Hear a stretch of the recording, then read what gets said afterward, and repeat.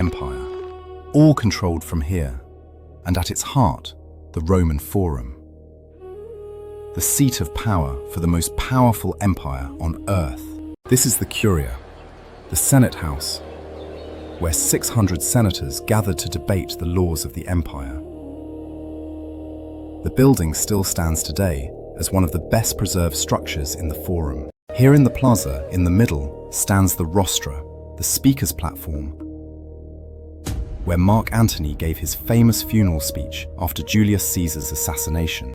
We don't have his exact words, but ancient sources tell us he held up Caesar's blood-stained toga and read his will aloud, revealing that Caesar had left money and gardens to every Roman citizen. The speech was so powerful that the crowds cremated Caesar's body right here in the Forum.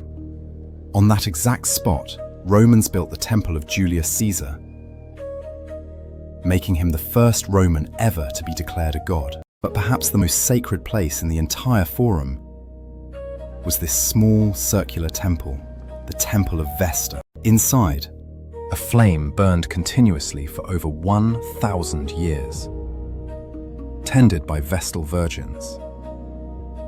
Romans believed that if this flame ever went out, the empire itself would fall. These women served for 30 years and had to remain virgins. If they broke this vow, meant being buried alive. But they did have privileges no other Roman women possessed.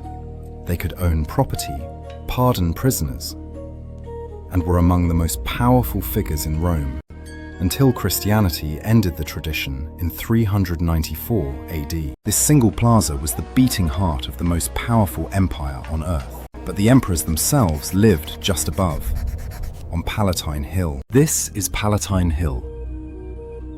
The emperors turned the entire hill into their personal palace complex. The Domus Augusti, the house of Rome's first emperor, Augustus. Compared to what came later, it was relatively modest, but this is where the imperial tradition began.